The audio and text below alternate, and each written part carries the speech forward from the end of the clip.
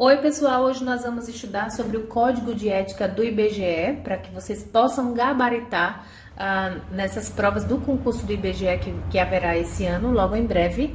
Então, quem vai fazer a prova do IBGE precisa estudar o Código de Ética do servidor do IBGE, né, para que tenha esses assuntos na ponta do lápis e gabarite as questões. Então, vamos lá. O Código de Ética do IBGE foi elaborado pela Comissão de Ética do IBGE. Essa Comissão de Ética do IBGE foi constituída em 2013 e ela vem trazer para nós quais são os conteúdos que estão dentro do Código de Ética que nós precisamos estudar.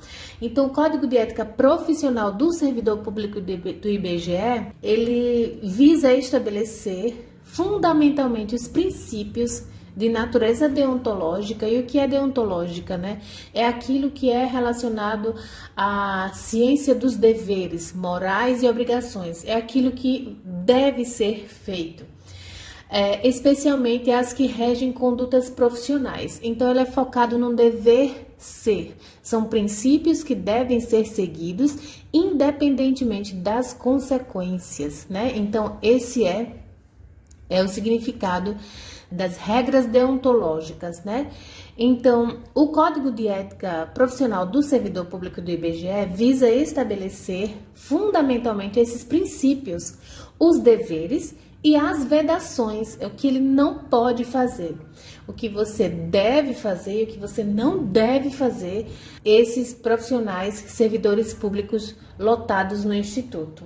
Então, esse documento é um documento imprescindível e ele foi construído a partir do Código de Ética Profissional do Servidor Público Civil do Poder Executivo Federal, que é o Decreto 1171 de 94. Então, quem estuda sobre o Código de Ética do Servidor Público vai perceber algumas similaridades aí com o Código de Ética do Servidor do IBGE, porque ele foi elaborado a partir desse Código de Ética do Servidor Público, certo?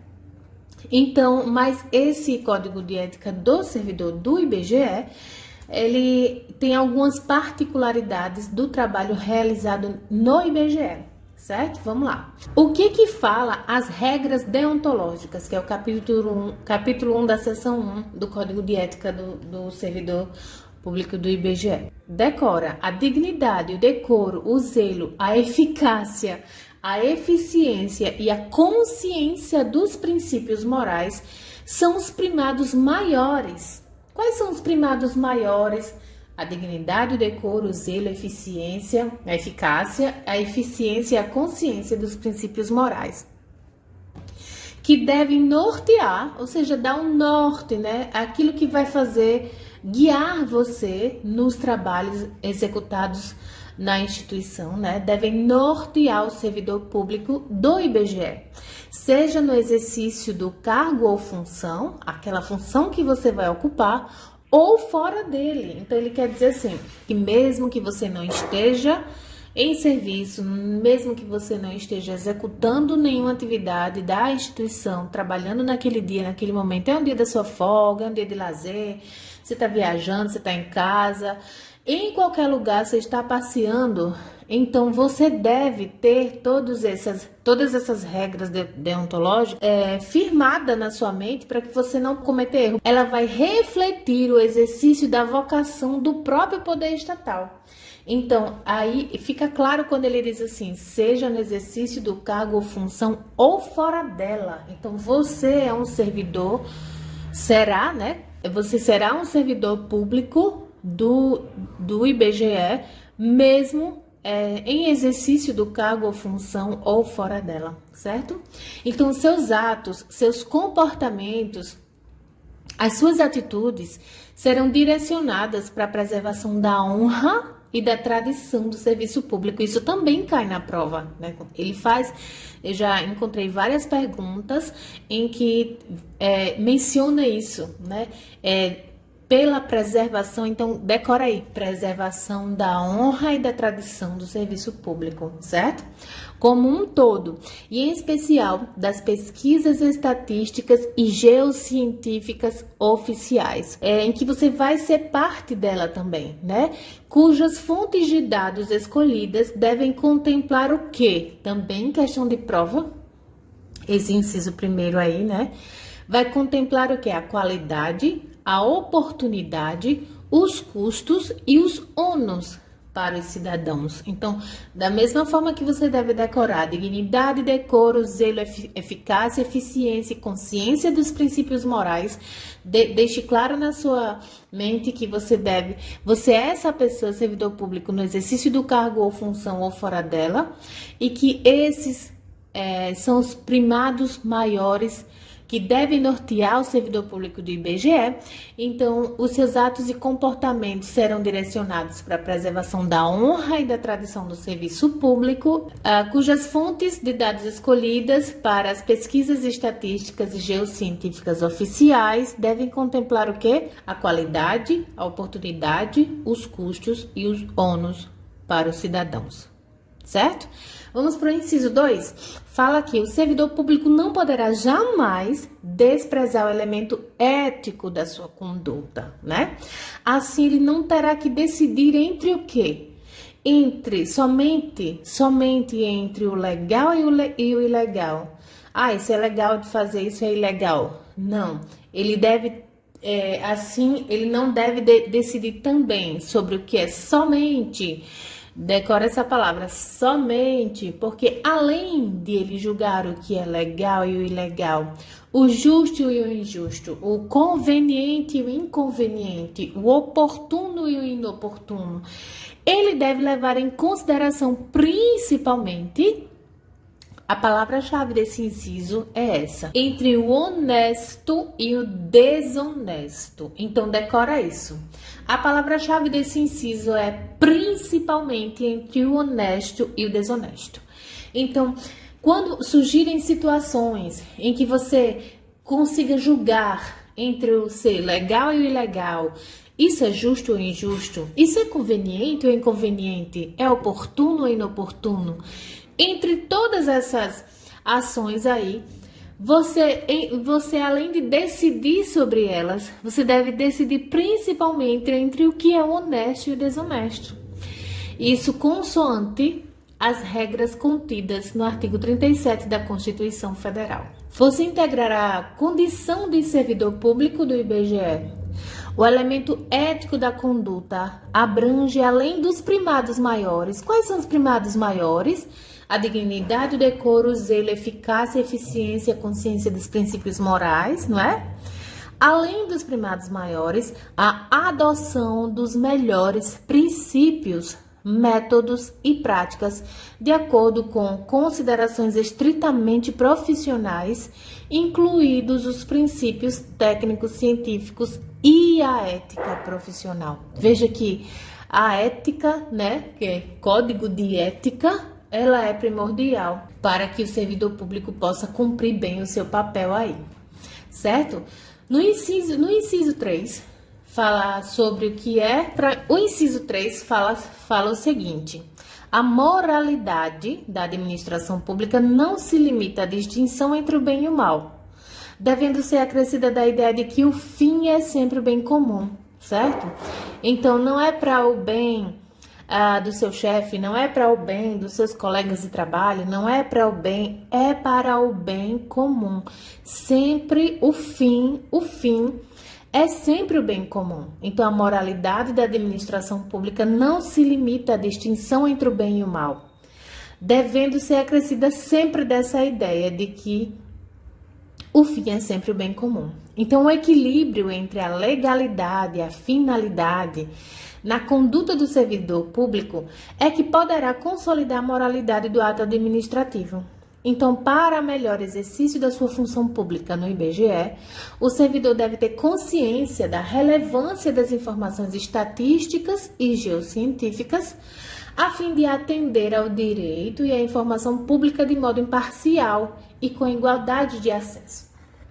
É imprescindível que o servidor do IBGE zele pela qualidade dos processos de produção. Olha aí, sobre o seu trabalho, né? Deve zelar pela qualidade dos processos de produção das informações oficiais, adotando critérios de boas práticas, tanto nas atividades finalísticas quanto nas atividades de apoio. Vamos para o inciso 4, fala da remuneração, né? Quem paga o salário dos servidores públicos do IBGE, né? A remuneração do servidor público é custeada por quem? Pelos tributos pagos direta ou indiretamente por todos, até por ele mesmo.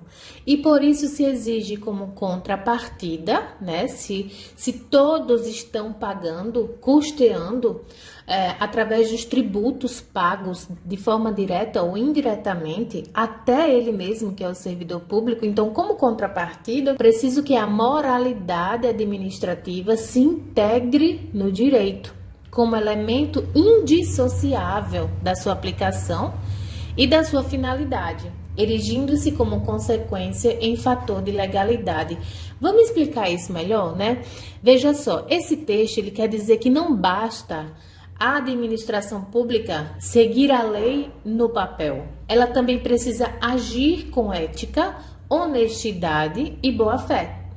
Em outras palavras, quer dizer também que ser legal é também ser moral. Ou seja, a moralidade administrativa faz parte do próprio direito. Ela não é algo opcional ou separado, mas um requisito obrigatório para que um ato seja considerado realmente legal. Explicando mais detalhadamente, imagine um servidor público que segue a lei exatamente como ela está escrita, né? Ele cumpre o seu papel, mas usa essa lei para favorecer amigos, parentes ou interesses pessoais. Aí mesmo que ele diga, eu não desobedeci a nenhuma regra escrita, de fato, ele não desobedeceu nenhuma regra escrita, mas esse ato não é considerado legal porque faltou moralidade. Certo, ele está de acordo com todas as regrinhas ali, mas não é moral, né? Então, ou seja, se não for ético, não é válido, mesmo que pareça legal. Em resumo, eu quero dizer que a moralidade administrativa faz parte da lei. Um ato público só é legal se for legal e moral, que é ético, justo e honesto. Sem a moralidade, não há legalidade verdadeira. Certo? Ficou claro? Então, vou repetir esse pedacinho. Como contrapartida, né? A moralidade administrativa se integra no direito. Então, a moralidade se integra no direito, mesmo que não esteja escrito ali no papel, como elemento indissociável da sua aplicação e da sua finalidade, erigindo-se como consequência em fator de legalidade. Então, espero que tenha ficado claro para vocês. Vamos responder a questão número 1, para a gente fechar esse primeiro bloco aqui de aulas, né? Essa questão foi da CESP-SEBRASP, para agente técnico administrativo, que fala sobre o seguinte, a gente acabou de estudar sobre isso. A moralidade da administração pública não deve ser limitada tão somente à distinção entre o bem e o mal. De acordo com o que dispõe o Código de Ética do Servidor Público, o fim almejado deve ser sempre... Então, em que a instituição tem que pensar? Qual é a finalidade? Qual é o fim almejado? É sempre o bem do seu chefe, o bem do seu colega de trabalho, o bem da instituição? Vamos ler as opções? Então, letra A, o atendimento às razões do Estado é o bem do Estado? A manutenção da ordem e realização do progresso, o que é que vocês acham? É o bem comum, né? Então, a resposta é o bem comum. Tá lá no... Então, está lá no inciso 3, que diz a moralidade da administração pública não se limita à distinção entre o bem e o mal, devendo ser acrescida da ideia de que o fim é sempre o bem comum. Então, a resposta é a letra C, o bem comum. O interesse da maioria, não, o bem comum, né? Letra E, a preservação da estrutura corporativa do Estado, não, é o bem comum. Beleza? A questão número 2 foi da FGV de 2002, né? que fala sobre, de acordo com o Código de Ética do IBGE, os primados maiores, lembra dos primados maiores que devem nortear o servidor público do IBGE? Inclui os a seguir listados, à exceção de um. Qual é esse? Então, ele quer a exceção. Lembra lá. A dignidade, o decoro, o zelo, lembra lá? Então, vamos lá. A dignidade é? Sim, a dignidade é. O zelo é? Sim, o zelo é. Dignidade, decoro, zelo. O indecoro é o contrário de decoro. Então, já foi bem proposital, né? O indecoro é o contrário de decoro. Aí ele fala dignidade, decoro, o zelo, a eficácia, a eficiência e a consciência dos princípios morais. Então, a única opção que está errada aqui é o indecoro, que é o contrário de decoro. Certo? Vamos para a próxima questão? Essa é um pouquinho maior, mas vamos lá. Vamos para a questão número 3, que foi da FGV 2019, que fala que o Código de Ética do Servidor Público do IBGE estabelece que a dignidade, decoro, o zelo, a eficácia, a eficiência e a consciência dos princípios morais são os primados maiores, nós já estudamos sobre isso, né? Que devem nortear o servidor público do Instituto. Então, de acordo com o citado, diploma ético, para melhor exercício da função pública no IBGE, o servidor deve ter consciência de quê? Letra A, da relevância das informações estatísticas e geocientíficas a fim de atender ao direito à informação pública de modo imparcial e com igualdade de acesso. Vamos ler as próximas? Do dever jurídico, via de regra, de se manter em sigilo leis, regulamentos e medidas que regem a operação dos sistemas estatístico e cartográfico no Instituto? Manter em sigilo? Não, né? Não deve se manter em sigilo. Elas estão aí para que sejam todas esclarecidas, para que todos tenham acesso e possam cumpri-las. Então, letra B é errado. Letra C, de promover a publicidade de qualquer ato administrativo do órgão, incluindo os dados individuais de pessoas físicas, os dados coletados pelos recenseadores, né, pelos servidores, ou jurídicas coletados pelo IBGE, ensejando sua omissão, comprometimento ético contra o bem comum? Não, totalmente errado, né, gente? Quando ele fala assim, promover a publicidade de dados individuais de pessoas físicas, jamais. Então, os dados que são liberados, coletados pelo IBGE, os que são divulgados, são dados gerais, né? Dados gerais de uma determinada população, de uma determinada região, mas nunca dados individuais de pessoas físicas ou jurídicas. Letra C é errado. Letra D, das suas limitações funcionais, no sentido de que terá que decidir somente, lembra que nós estudamos sobre isso? Somente entre o legal e o ilegal, se afastando dos conceitos genéricos e subjetivos como justo e injusto? Se afastando? Não, deve incluir também, né? Conveniente e inconveniente, oportuno e inoportuno, então essa questão está totalmente errada. A letra E, da necessidade de zelar pela qualidade dos processos de produção das informações oficiais, beleza. Adotando critérios de boas práticas nas atividades de apoio, beleza. Se eximindo de fazê-lo nas atividades finalísticas, não, né? Ele não deve se eximir de fazer nas atividades finalísticas. A finalidade da atividade. Qual a finalidade da atividade? São as atividades finalísticas. Eis que exclusivas de agentes políticos? Não, né? Então, a resposta a essa questão é a letra A. Vamos para a próxima? Questão 4 da Selecom 2023 fala que Renato é advogado e servidor público do IBGE e coordena o setor de compras do Estado, onde há agência do Instituto. Em determinado momento, preside licitação na qual ocorre diferença mínima entre os licitantes. Nos termos do Código de Ética do Profissional do Servidor Público do IBGE, no caso de aplicação dos princípios da moralidade nos atos de administração pública, define-se que o parâmetro deve ser o bem... Qual é o parâmetro adotado? O bem... Decora isso. O bem... o bem comum não é o bem maior, não é o bem social, não é o bem adotado, não é o bem preferencial, é o bem comum, certo? Questão 5, próxima questão da Selecom também 2023, que fala assim: Amélia atua no setor de pesquisas do IBGE e recebe solicitação para realizar projeto vinculado a um município com o intuito de mapear os setores locais de educação e saúde.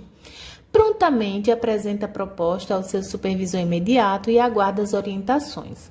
Nos termos do Código de Ética Profissional do IBGE, do servidor público do IBGE, os servidores devem buscar a preservação das pesquisas oficiais e privadas, estatísticas oficiais, históricas permanentes, geológicas e geográficas, georreferenciais e antropológicas.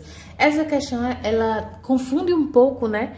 Mas a resposta aí dessa questão é a letra B, estatísticas oficiais, que é aquilo que o IBGE trabalha. Com o que ele trabalha? Com dados, com estatística, né? Então, os servidores devem buscar a preservação das pesquisas estatísticas oficiais. Decora para não esquecer. Porque esse tanto de palavras aí confunde a resposta correta, né? Quando ele fala assim, geológicas, que nada a ver, né, gente? Históricas, não, eu quero estatísticas oficiais, georreferenciais, antropológicas, olha que viagem, só para confundir mesmo. Então, a resposta dessa questão número 5 é a letra B, estatísticas oficiais. Vamos para a nossa última questão, para a gente finalizar esse bloco e vocês seguirem a aula a partir do inciso 5, né? Nós estudamos até o inciso 4, vocês irão para o inciso 5 para resolver mais questões do Código de Ética, certo?